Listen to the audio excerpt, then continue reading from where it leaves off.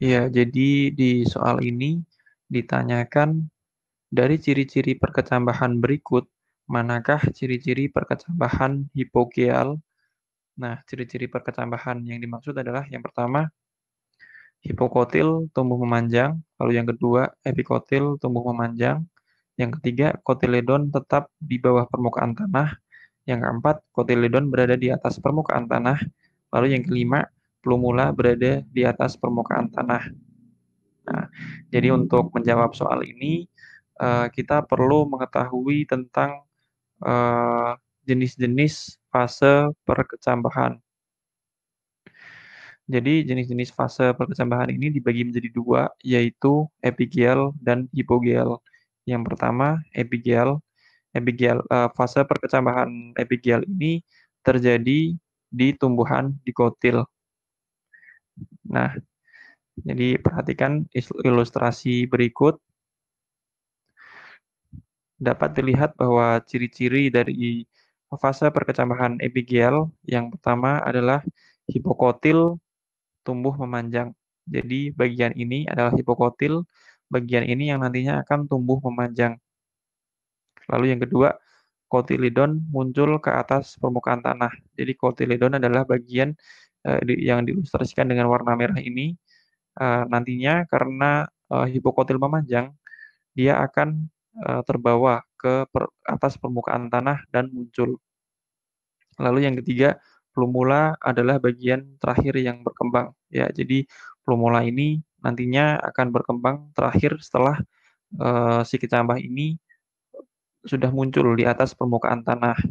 Nah, jadi epikotil terletak di bagian ini yang nantinya juga akan berkembang setelah eh, kotilidon ini terbuka dan mulai muncul plumula. Lalu yang kedua adalah perkecambahan hipogeal. Perkecambahan hipogeal ini terjadi di tumbuhan monokotil. Perhatikan ilustrasi berikut. Nah, dari ilustrasi ini dapat dilihat bahwa ciri-ciri perkecambahan hipogeal yang pertama adalah epikotil tumbuh memanjang. Jadi bagian ini adalah epikotil dan hipokotilnya adalah bagian ini. Jadi yang memanjang di perkecambahan hipogeal adalah epikotilnya. Lalu yang kedua, kotilidon tetap berada di bawah permukaan tanah. Nah, karena yang memanjang adalah epikotil, maka kotilidon ini akan tetap berada di dalam tanah sampai si kecambah ini menjadi tumbuhan yang dewasa. Lalu yang ketiga, epikotil memanjang bersama plumula hingga muncul ke permukaan tanah. Nah, karena epikotil yang memanjang dan epikotil ini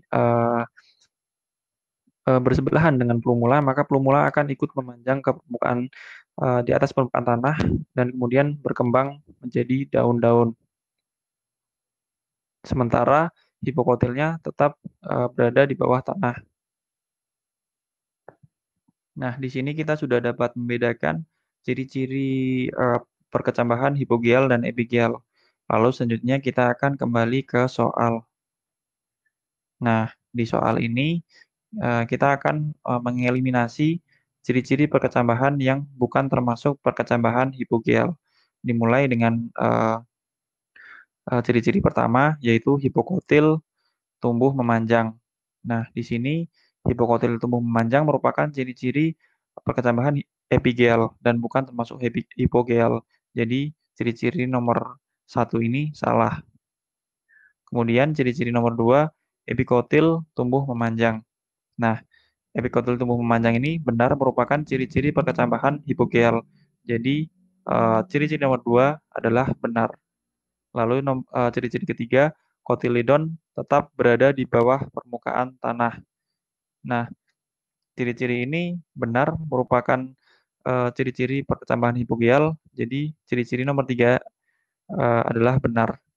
Lalu ciri-ciri keempat, kotilidon berada di atas permukaan tanah. Ciri-ciri ini bukan termasuk perkecambahan hipogeal, melainkan perkecambahan epigeal. Jadi ciri-ciri nomor 4 salah. Kemudian yang kelima, ciri-ciri kelima, plumula berada di atas permukaan tanah. Jadi plumula yang berada di atas permukaan tanah ini terjadi baik di perkecambahan hipogeal dan epigeal. Jadi bisa dikatakan ciri-ciri nomor 5 ini benar merupakan ciri-ciri perkecambahan hipogeal. Nah, jadi jawabannya yang benar adalah nomor 2, nomor 3, dan nomor 5.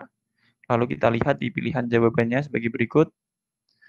Nah, ternyata pilihan jawaban yang benar adalah opsi D, yaitu 2, 3, dan 5. Jadi jawabannya adalah D. Demikian penjelasan mengenai soal ini. Terima kasih.